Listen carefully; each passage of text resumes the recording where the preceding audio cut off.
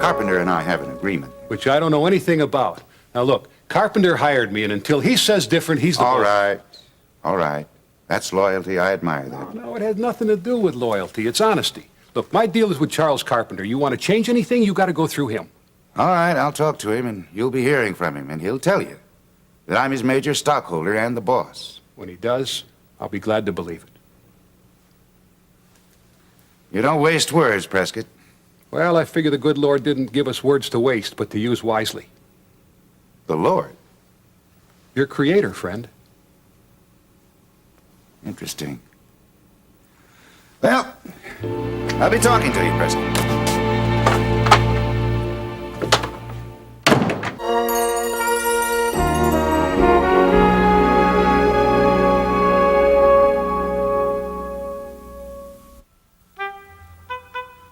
Peter, don't leave without breakfast. Do you hear me?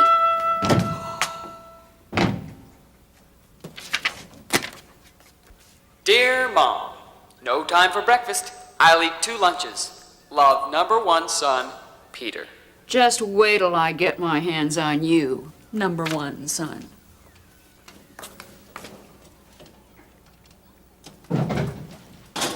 Well, I thought you'd be halfway across town by now. What'd you forget this time besides breakfast? My car. What?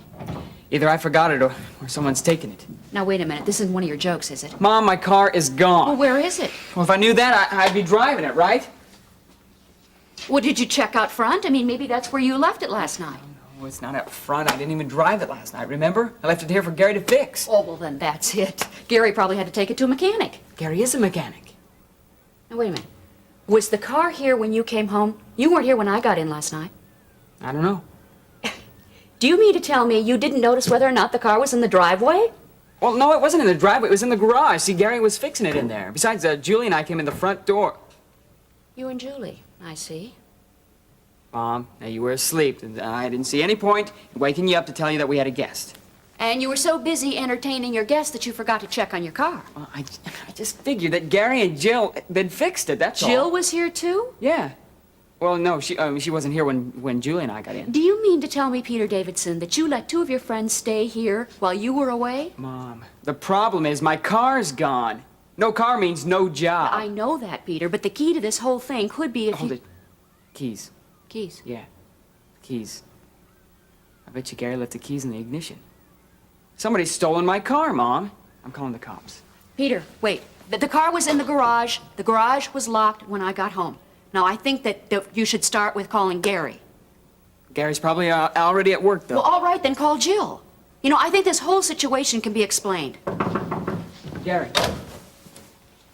Oh. Hi, Liz. Hi, Come Peter. Look, I know it's very early and everything. Liz, is everything all right? No, it isn't. What is it?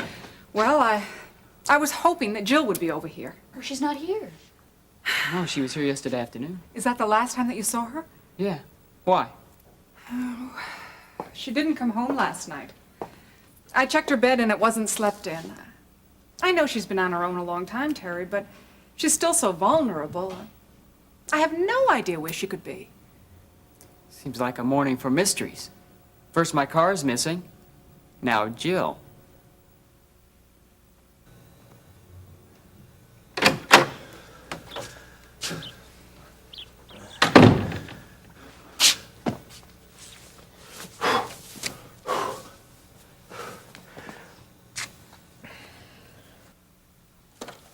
Play me. Russ? Hi. It's so strange talking to you like this. I feel like saying this tape will self-destruct in 1 minute. Anyway, as you can see, I'm not here. At home, I mean. By now, I should be on my way to New York. With David. I was going to tell you this morning, but you'd already gone. Jogging, I guess. This is the big day, Russ. We're going to cut the album. Don't worry about me. Dave's taking me to a throat specialist before we go to the studio. I love you.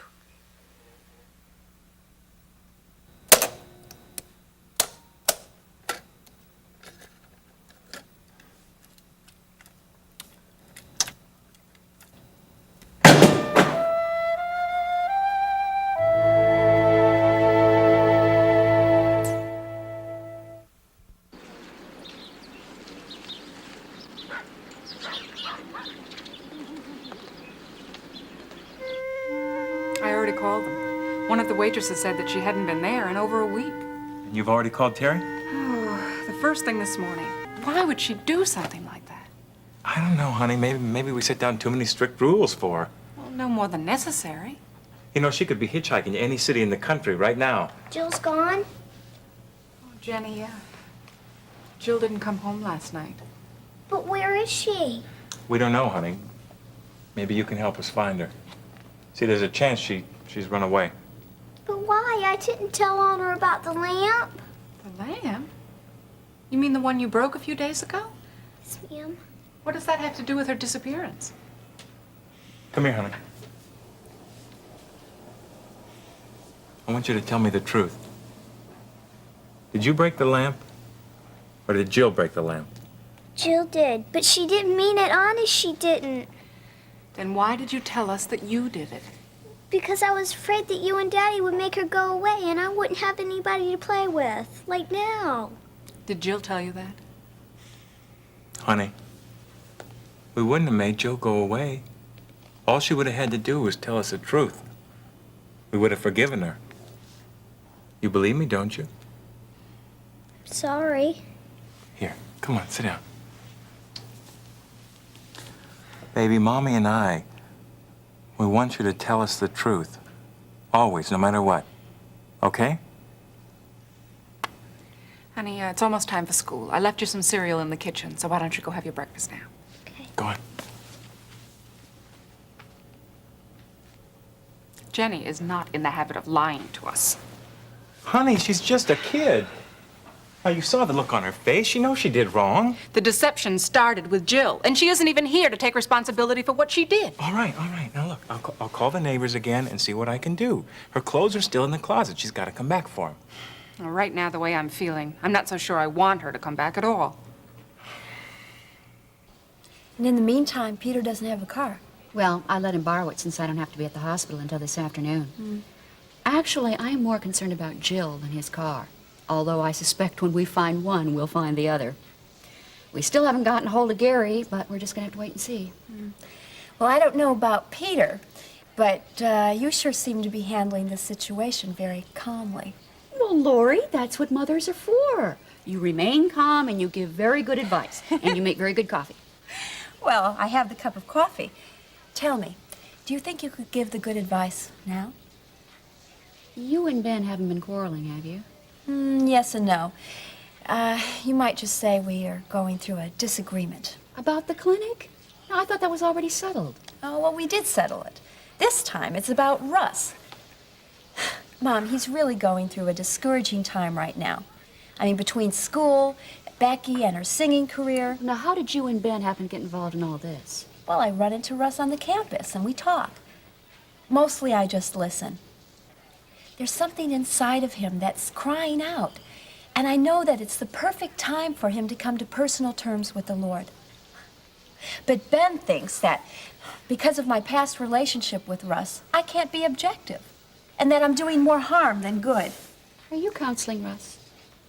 I'm only telling Russ how the Lord has handled problems for me, and sometimes my experiences relate to his. If you want to call that counseling, then yes. Remember when you were dating Russ, and you used to tell him that you were the way you were because of your relationship with the Lord? Lori, he's heard this thing from you before. And when he hasn't heard it, he has seen it in you. Now, you couldn't change him then, and you can't change him now. It's up to him to take that first step.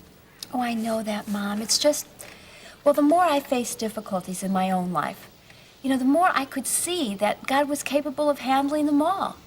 And I know that Russ could see that too. If only for once he would just hear what I'm really saying.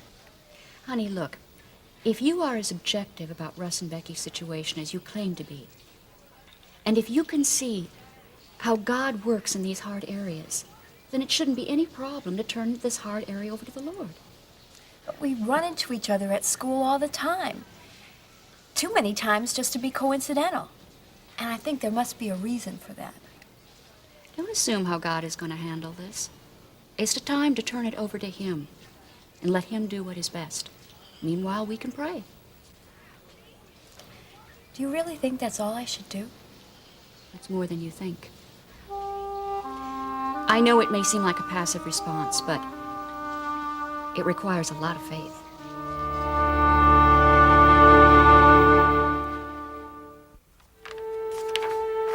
Amazing. I've never seen anything like it. Oh, thank you. I call it the Prescott Convex. To the best of my knowledge, it's never been done before, and it's still in the idea stages. But I think that Hollister Mall is the place to try it out. And you're the man to do it. Well, I'm the man with the idea and the itch to do it. Right now, it's only in the idea stages, but someday it's going to be concrete, along with a little steel and glass. Your work thus far on Hollister Mall. Are you pleased with the results? It sounds like something I ought to be asking you, Vince. Are you pleased with the results? You don't waste any time getting to the point, do you? I admire that, Prescott, especially with a man I'm doing business with. To answer your question, yes, so far I am pleased with the results. You're 2 days ahead of schedule. Ha! Don't do any dancing yet. With 6 months left to go, that'll seesaw back and forth enough. But we'll do the best we can to get it ready for the ribbon cutting on Labor Day. I would rather cut ribbons than cut corners any day, so let's not worry too much about that September completion date. You want to change anything in a contract, you got to talk to Charles Carpenter. Look, Prescott, Carpenter and I have an agreement. Which I don't know anything about. Now look, Carpenter hired me, and until he says different, he's the All boss. right, all right. That's loyalty. I admire that. No, it has nothing to do with loyalty. It's honesty. Look, my deal is with Charles Carpenter. You want to change anything, you got to go through him. All right, I'll talk to him, and you'll be hearing from him, and he'll tell you that I'm his major stockholder and the boss. When he does, I'll be glad to believe it. You don't waste words, Prescott.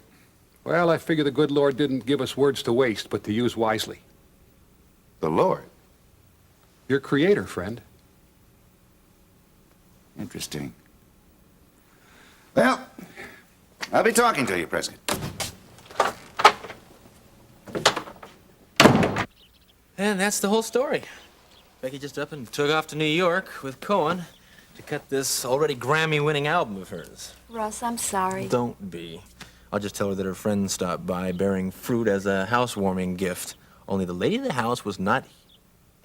Better yet, why don't I put all that on tape and let her play it? Russ, I'm sure Becky's thinking about you. Oh, come on, Lori. Becky's got more things to do than think about me. She's got stardust in her eyes. And I'll tell you something, too. Every time she bats those eyes of hers, Cohen is right there with a microphone or a photographer. Russ, this is an exciting time for her. I mean, can you imagine dreaming your whole life of cutting an album, and then all of a sudden, you're given the chance to do it? Yeah, but that doesn't give her the right to just up and fly off to New York without talking to me first. If we're going to make decisions, we're going to make them together as a couple. Have you tried to call her yet? I would if I had the number. You see, Becky somehow forgot to tell me where she was going to be staying. Of course, she might not have even known. It does seem that lately the Cohen has been pretty much in charge of her life. I'm sorry, Lori. I don't mean to be sounding off. I always do it around you, don't I? That's okay. I understand. It's like I told Ben last night.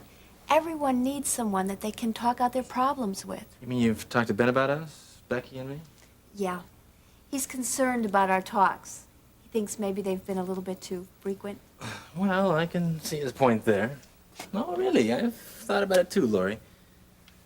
But you're just so easy to talk to. And you really listen to me, and I appreciate that. Well, I'm glad, because I always felt that's just what you needed. Someone to listen. That's why I've always told you about the Lord, because he listens, and he sees, and he cares about the Russ Weaver that's inside Russ Weaver. Lori. I don't know which words I could say, but you and the Lord, the way you feel about him, well, it just couldn't be the same for me. Yes, it could. If you would just give every part of yourself to him, a complete surrender. Well, maybe that's it. Huh? I've always been so dependent on me, and I've always fought for me that, well, to give myself to someone completely, I just couldn't do that. You've always seen life as a struggle, Russ. And I know I've said this before, but if you ever want to give up the fight, the Lord will be there for you. Okay, but it's just not for me.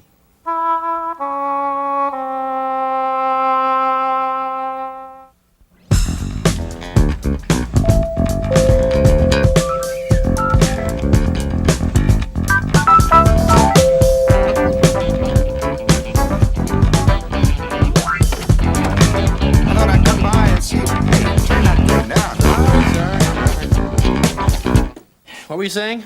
I was saying that I thought I'd come by and see if you and Becky wanted to have dinner with me tonight. Well, I'm afraid she's not here. Well, what is she, rehearsal or somewhere? I thought the whole world knew by now. She's in New York. Ah, does this trip have anything to do with that album she's so eager to make? You guessed it. When I got back from jogging this morning, she'd already taken off with Cohen to New York. Left me a goodbye on the tape recorder. I guess this singing business means more to her than I thought. What do you think that I've been telling you all along? She had this trip planned to the last detail, Vince. She probably had a suitcase stuffed away somewhere and just conveniently waited until I left. Well, I have outguessed some pretty smart people in my time, but when it comes to women, they're like dice. You just gotta take your chances with them, Russ. Chances. Laura and I are talking about chances today. Speaking of which, it was probably the last time we ever talked together. Laurie Martin, you two planning to end your friendship? No. Laurie's probably the best friend I got right now. Now her husband's a little bit uneasy about the amount of time she's spending listening to my sob stories. You know, ever since I've known that girl, she's always told me why God always comes first in everything in her life. She honestly believes that she can't live any other way. Sounds like your grandmother. I could never take that Sunday school mentality myself. I still can't. I respected her for believing it. As a matter of fact, I respect anyone who is bold enough to believe anything these days. So, this is the way it ends, huh? I mean, not that I really even care anymore. Look, Russ, you're young. You got your whole life ahead of you. Things can still turn around for you. Yeah, me, I've seen it all. I've bought everything. I don't have any explanations. Maybe it comes right back to taking chances. Russ, Becky is a little bit headstrong, but she loves you. Don't forget that. Tell her not to forget it. She's the one that can't remember where she lives. Oh, come on. She'll soon tire of this New York scene. Once she sees that it's all take and doesn't give back anything. Yeah, well, I'm not so sure she will see that, Vince. Certainly not in the near future. She will. She can't listen to this Cohen's slick talk for too long. Well, all I know is that she is not here. Here with me where she belongs. What about my invitation to dinner? Huh? Are you up to eating with me alone tonight? Sure. Sure, why not?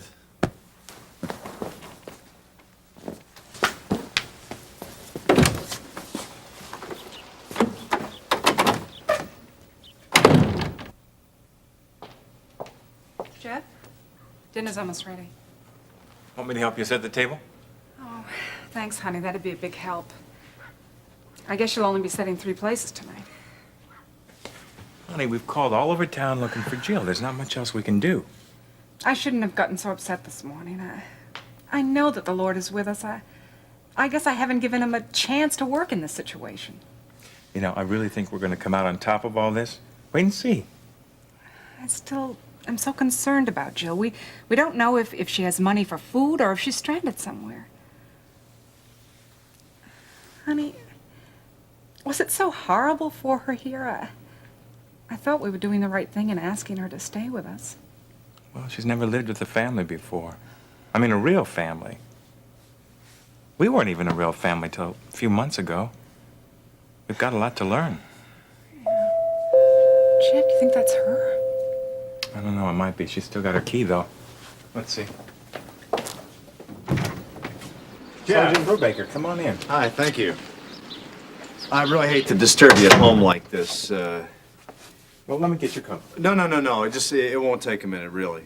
Oh, Sergeant, we were just about to sit down to dinner. Would you care to join us? Well, thank you, but I really can't stay. I spent the whole afternoon going through the last 24 hours arrest reports, and I got a little surprised when I found your address on one of them. There is a Jill Hanson living here, isn't there? Yes. Jill's been arrested. Why? What for? Well, she was caught shoplifting up on the north side, and the driver of the car, Gary Taylor, he's in custody, too. Gary is Peter's friend. Well, it was Peter Davison's car they were driving, and that's been impounded. Let me get my coat. We can get it right out. Jeff, Jill Hansen doesn't know I'm here. And she also asked specifically not to see you or your wife.